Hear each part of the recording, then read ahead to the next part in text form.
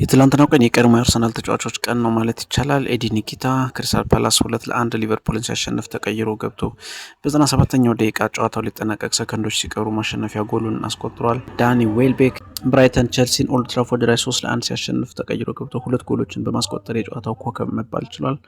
በተመሳሳይ ግራኒት ዣካ በአምበልነት የሚመራው አዲስ አዳጊው ክለብ ሰንደርላንድ ኖቲንግሃም ፎረስትን ከሜዳው ውጭ 1-0 ሲያሸንፍ ግራኒት ዣካ የጨዋታው ኮከብ ነበረ።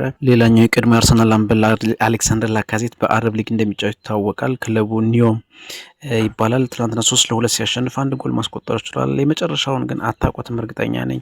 ታኩማ አሳኖ ይባላል። አርሰን ቬንገር ያስፈረሙት ጃፓናዊ ተጫዋች ነበር። ነገር ግን አርሰናል ምንም አይነት የነጥብ ጨዋታ ማድረግ አልቻለም። አሁን የሚጫወትበት ክለብ ማዮርካ 1-0 ሲያሸንፍ ማሸነፊያ ጎል ማስቆጠር ችሏል። የትላንትናው ቀን የቀድሞ የአርሰናል ተጫዋቾች ቀን ነው ማለት ይቻላል። ኤዲ ኒኪታ ክሪስታል ፓላስ 2-1 ሊቨርፑልን ሲያሸንፍ ተቀይሮ ገብቶ በ97ኛው ደቂቃ ጨዋታው ሊጠናቀቅ ሰከንዶች ሲቀሩ ማሸነፊያ ጎሉን አስቆጥሯል። ዳኒ ዌልቤክ ብራይተን ቸልሲን ኦልድ ትራፎርድ ላይ 3-1 ሲያሸንፍ ተቀይሮ ገብቶ 2 ጎሎችን በማስቆጠር የጨዋታው ኮከብ መባል ችሏል።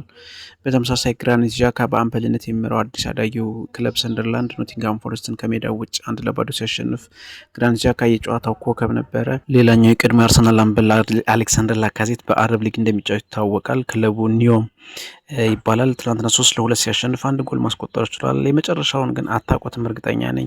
ታኩማ አሳኖ ይባላል። አርሰን ቬንገር ያስፈረሙት ጃፓናዊ ተጫዋች ነበር። ነገር ግን አርሰናል ምንም አይነት የነጥብ ጨዋታ ማድረግ አልቻለም። አሁን የሚጫወትበት ክለብ ማዮርካ 1-0 ሲያሸንፍ ማሸነፊያ ጎል ማስቆጠር ችሏል።